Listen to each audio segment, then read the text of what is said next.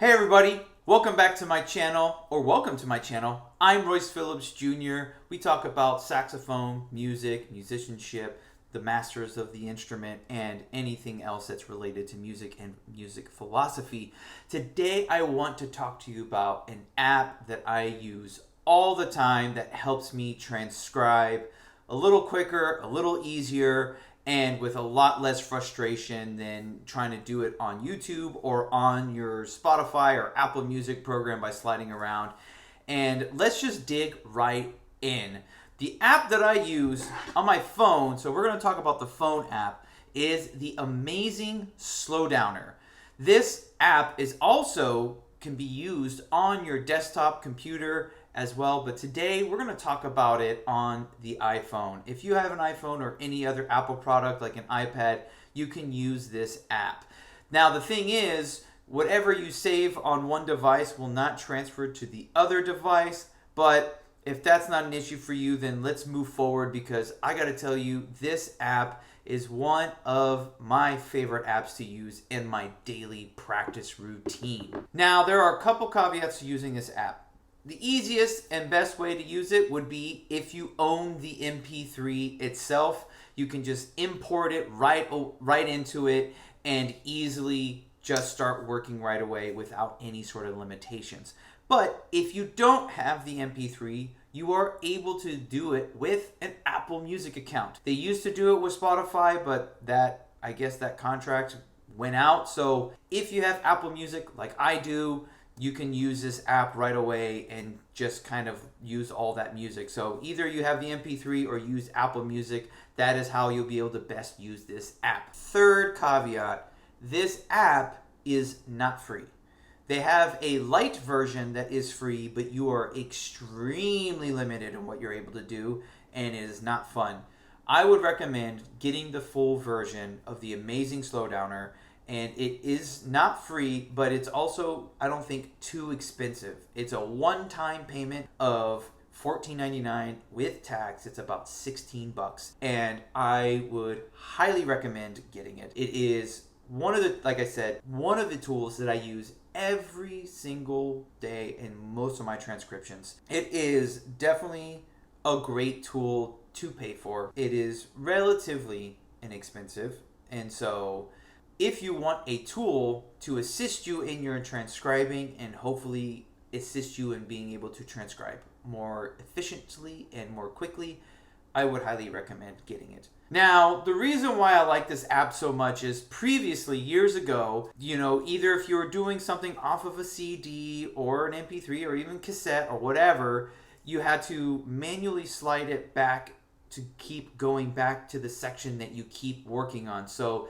it ends up being really time consuming to kind of be like, let me scroll back, and then, oh, maybe you didn't scroll back far enough, or you ended up just restarting it from the song from the beginning, and so then you have to kind of start it again and then try to be perfect with the scroller on your phone when you're doing it on Apple Music or something like that. So like, say with this recording, you have that, and then you're trying to, by the way, this is Ben Wendell's live album, highly recommend.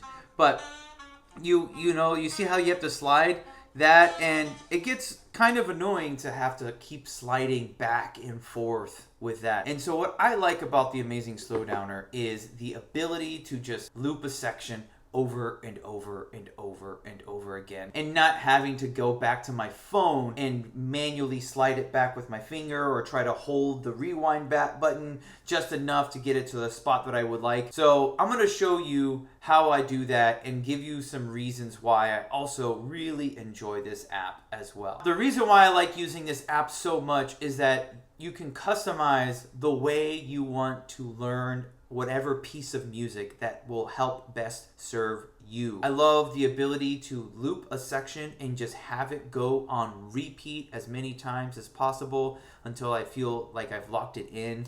One of my other favorite things is just saving a bunch of different presets so that you can just go in and just click that preset and then immediately start working on the section that you want to work on. And then that in itself is just really great, because sometimes you might be working on a full phrase and then that full phrase is just not locking in. There's like a specific section in there that you're just really stuck with. And so you can do that little stuck section and then save that preset, work on it, then work on the fuller phrase. And if you come back the next day or a few days later and that little section's kind of stuck again, you can just go back to that section and you don't have to worry about starting and stopping and doing the preset's already there. So it saves you time in the future so that you can just spend as much time on the instrument so that you're not wasting time on doing the buttons. But there is a little bit of a learning curve. So let me show you all the different things you can do. So this is going to be like a breakdown on how to use the amazing slowdowner on iPhone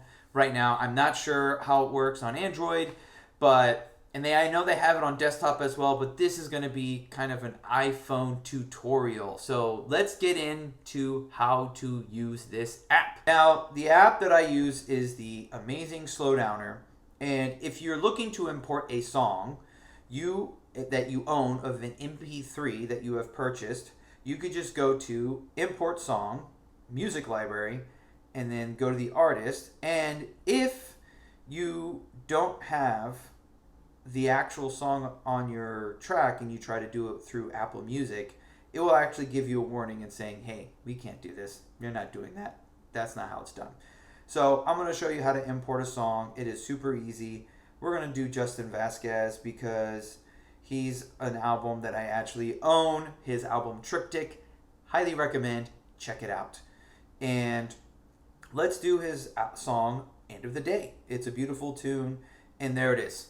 That easy to just import a song. If it's in your iTunes library, then you can just import it easily like that. Now, once you click on that track, it will immediately start playing music. And so now you see this full screen of all the different things you're able to do. The top, you'll see the mix, which will play more predominantly whatever side of the mix you're looking for. So if something's more left predominant in the mix, then you can scroll it over that way. Or if something's more right predominant, then you can scroll it over that way. And if you double click on the circle, then it immediately just puts it back in the center. You'll see the next thing you can do is changing the pitch. So you can drop it a semitone by sliding it to the left, and it'll change the semitone. We'll drop it one more. Essentially changing the key of the tune. And then we're back in the center if you double click. And then the next thing you can do is change the speed. You can slow it down. And what's nice about this app is that it's really good about keeping the integrity as much as possible of the tone of the song without too much distortion. Now, what I was saying before, my favorite thing to do is to loop. So let's find a moment where Justin starts playing the music. Let's see. And if you feel like it's scrolling too slow or too quickly, you can actually change that in the settings. So we'll go to the settings, and you can go to, we can change the settings, and you can go to forward rewind first touch. And this will affect how forward and back it rewinds. So let's just do 5 seconds here, done. And you'll see we're at the 38, 39, now we're at the 40 mark. If I go forward, it's now at 45 seconds. Now it's 50, and so you can skip a little quicker if you're looking to do that. And so there we go. So now we're at the moment where the saxophone comes in. I'm going to remove the 5 seconds, and now what you want to do to start the loop is click that little loop sign with the dash in it, and that will start the loop, the ability to create a loop. So that's right where the saxophone comes in, right? That's right where the saxophone comes in. So I'm going to do a couple seconds before, and if you want to start the loop, click the left arrow with that line, and then boom, that starts the loop. Let's actually go back a few more seconds because I don't want to. There we go.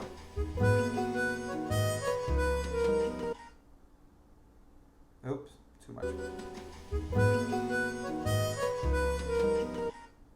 All right, so now.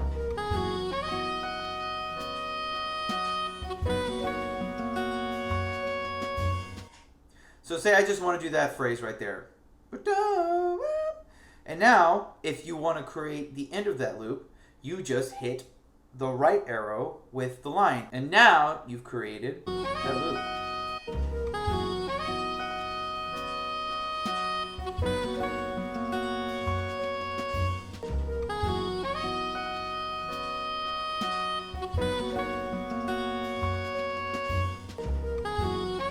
See how easy it is now? It just plays the loop over and over and over, and you don't have to worry about going to the phone and checking it and clicking it and removing it.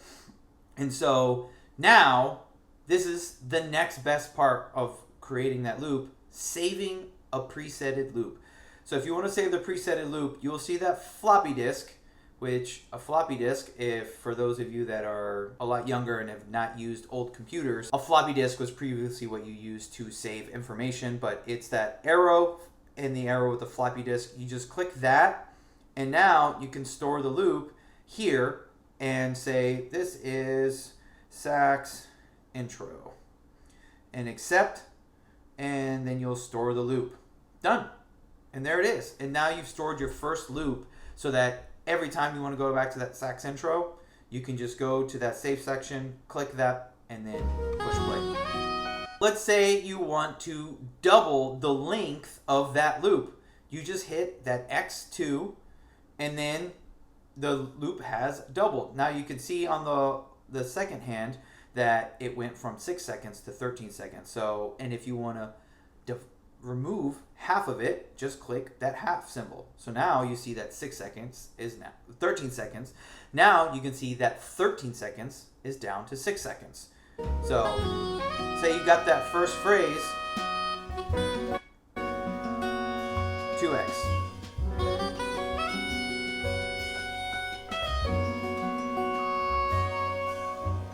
All right, and now you have a longer phrase. And then if you want to save another one, you can say sax intro, you can say sax first phrase there, and then store that loop, and then you have that half length and then that double length. Everything I've showed you so far probably will give you 80%, 95% of what you need to get done. Storing those loops, knowing about how to start and end, and then choosing how to break the song into smaller chunks, manageable chunks to help you learn the quick song as quickly as possible. Now the rest of this video is the extra little layers of customization that you can do based on the tune that you're working on. And I actually didn't really learn about all these different customizations until I started realizing that I wanted to make this video, and I started learning a lot more little fun things that definitely make the experience a lot better. So let me show you some of those extra layers of things that you can do.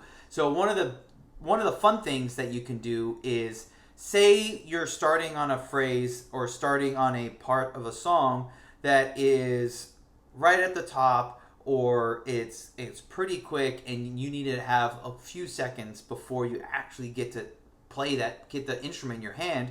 You can actually delay the start of the recording. So to delay that, you just go to the settings and you can delay playback.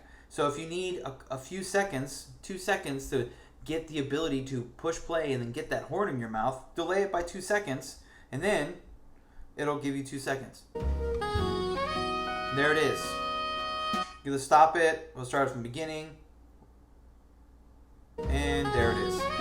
That delay playback gives you that opportunity to get the instrument in your hand or in your mouth before it starts playing. So really great tool there. You can go back to the settings. We're going to remove that delay playback. Now, if you want to limit the speed range, you can do that. I don't see the purpose of that. Same thing with the pitch range. And the fine tuning. Now, the fine tuning is your ability to kind of choose where you want certain things to be. And I usually use the fine tuning to get the start and the end time kind of where I would like it. And so let's do this for example. We'll start the song. Like, let's say that's not giving me enough time for it to start, right? Now we can click on this circle, and if you slide your finger down quickly, it'll, as far as possible, you can see that it goes to super duper precision, and that means it'll slide by milliseconds, and then you can kind of slide it back, and I like that. I like that a little better, but let's try it. Let's slide it back forward. So if I go all the way down, and then I can just slide it a little forward, and I like that a little better. So now we can save this sax first phrase. If you want to save that new phrase because you like it better, you just store the loop, and it'll remind you this saying, hey, you already have this loop that exists. Do you want to replace it? Sure. Yeah, because I like that one better. So that super precision is really nice when you're trying to make sure you're locking in the first and the ending of the song. Now, another tip, you see the speed is a percentage, and some people might keep it at a percentage. I keep it at a percentage. But if you're someone who would rather it be a beats per minute type of thing, all you have to do is click that percentage on the right hand side, and then it opens up a new window. You click BPM, and then it automatically puts just a random number. I think it just keeps it at 120. But if you can start the playback and play along the music, and then you can tap the music. So let's just say the song is really fast. We'll just tap really quickly, and I'm not tapping that quickly, so let's tap a little quicker. So now you see how it's gone up to 280, 290. You can go slower, and it'll go down to 100, and now 92. So now you have it at 92, and then you can choose it going up or down based on the BPM versus the percentage, if that's something that you would rather have. Now, say you're looping the songs and you want a little bit of breathing room between loops. You can add a little bit of time to wait in between loops. So you just click that, and you're like, man, sometimes I need 2 seconds in between to reset my embouchure. We're gonna end it here so that we just have 3 seconds, and then I'm just gonna play it. And then it'll give you 2 seconds right there. You see that? What a wonderful thing. Now, this is the loop settings. And one of the other things you can do is we're going to remove the stop between loops and say, you know, I want to play this 5 times as best as I can, and then it'll loop it 5 times, and then it'll stop after the 5 times. One other thing that I found really cool is this loop change speed after the loop. So I'm going to go to a different song to kind of show you that one. Now, I found a new section on a different song to kind of show you this really cool thing that you can speed up the recording every so often. Let's slow it down to 50 just cuz, and then you can speed up after every loop. So change the speed at the new loop. Let's do after every 3, we're going to increase it by 5% once it gets to 100. And then when we do that, it'll, after every loop, it'll give, it'll increase the speed. So let's give that a try. Let's start from the beginning.